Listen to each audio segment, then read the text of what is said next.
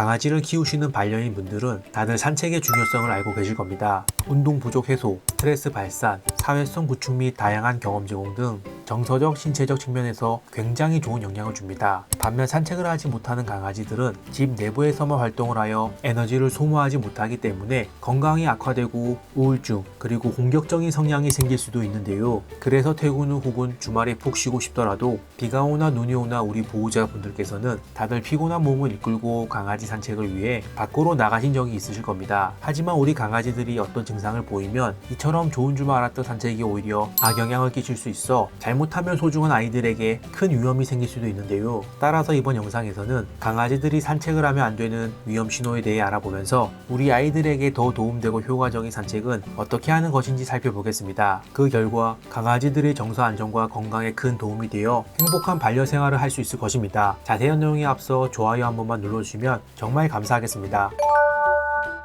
강아지가 산책 중 평소와 다르게 더 심하게 헐떡거리면서 대량의 침을 흘리는 증상이 나타나면 이것은 열사병의 증상으로 산소 공급의 정도에 따라 잇몸 색깔이 청색, 자주색, 선홍색 등으로 변하고 더 심해지면 몸을 떨고 구토나 설사 증상을 보이게 됩니다. 이처럼 강아지 열사병은 체온이 상승하다가 40도 이상으로 급격하게 올라가는 경우를 말하는데요. 사람과 달리 강아지들은 땀샘이 없기 때문에 체온을 조절하는 것이 쉽지 않습니다. 따라서 이때 강아지의 체온을 빨리 내리지 않으면 사망에 이를 수 있기 때문에 빠른 응급처치로 체온을 낮춰줘야 하는데요. 햇볕을 피해 그늘로 옮기고 수건 등을 이용해 차가운 물로 몸을 적셔줍니다. 또한 물을 마시게 해서 체내에서 빠져나간 수분을 섭취할 수 있도록 해줘야 하고, 응급처치 후에는 강아지의 상태가 좋아졌다 해도 고열로 인한 장기의 손상이 있을 수 있어 되도록 동물병원에 방문해 강아지의 정확한 건강 상태를 확인해주는 것이 좋습니다. 그렇다면 열사병 증상은 여름철 산책 시에만 조심하면 될까요? 아닙니다. 가장 위험한 상황은 무더운 여름날에 강아지 혼자 자동차 안에 있는 것입니다. 여름에는 태양열과 외부 온도의 영향으로 자동차 안의 온도가 급격하게 오르기 때문에 절대 강아지 혼자 자동차 안에 둬서는 안 되는데요. 요즘은 차 안에 강아지를 동반하고 외출하는 경우가 많은데 이때 자동차를 그늘에 주차했다고 해도 차량 온도는 순식간에 반려견이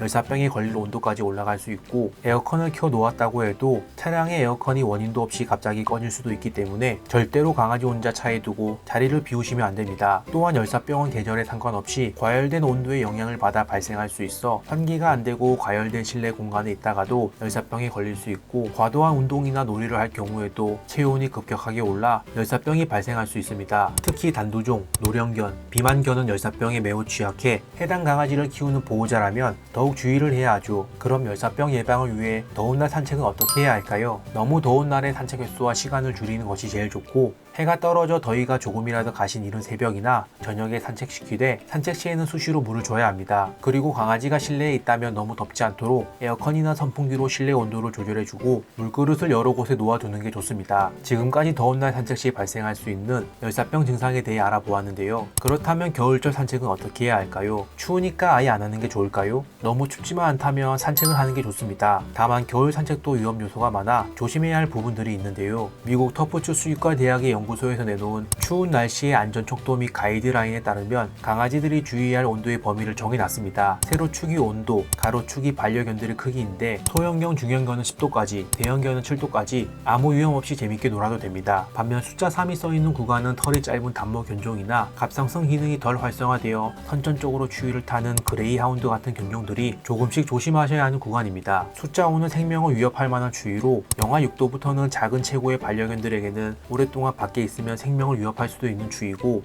영하 12도 아래로 떨어질 경우 모든 반려견들이 야외 활동을 길게 하지 않아야 하고 밖에 있는 강아지들도 실내로 들어오게 해야 합니다. 만약 나가야 한다면 강아지에게 패딩, 히트텍 등을 입히고 나가시는 게 좋습니다. 또한 강아지 발바닥의 경우 동맥과 정맥이 아주 가깝게 지나가 동맥의 따뜻한 온기를 정맥에게 바로 전달할 수 있는 특별한 체온 보존 및 순환 시스템을 가지고 있어 추운 날씨에도 잘 버틸 수 있도록 진화되었으니 발이 시려울까 너무 걱정하지 않으셔도 됩니다. 단 주의할 점은 눈이 많이 오게 되면 제설제를 뿌리는데 이 염화칼슘은 강아지 발에 자극과 트러블을 유발하고 잘 식혀주지 않으면 핥아서 강아지들이 그것을 먹을 수 있는데, 염화칼슘을 먹으면 구토 등 소화기 장애를 일으킬 수 있으니 산책 후에 잘 닦아주는 게 가장 중요합니다.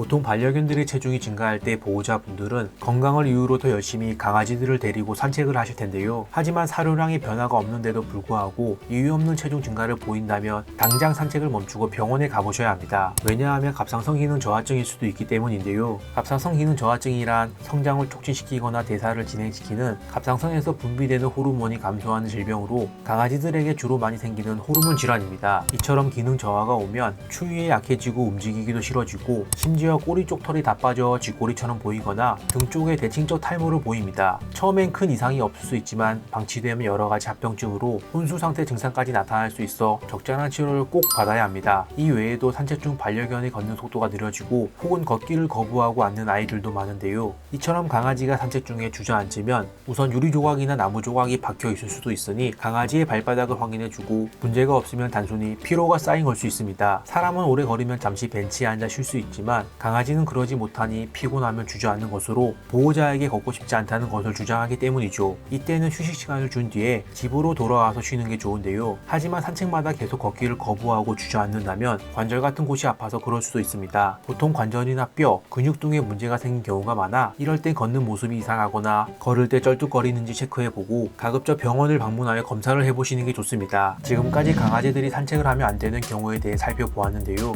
앞으로는 산책이 좋다고 무조건 하는 게 아니라 우리 아이들의 상태를 보면서 무리하지 않고 안전하게 산책을 시킬 수 있으실 겁니다. 다음 영상에서도 모든 반려인들이 강아지를 더 잘 키우기 위한 유용하고 공감되는 좋은 정보로 찾아올 테니까 구독과 알림 설정 버튼을 한 번씩만 눌러주시면 절대 놓치는 일이 없겠죠. 다음 영상에서 뵙겠습니다. 감사합니다.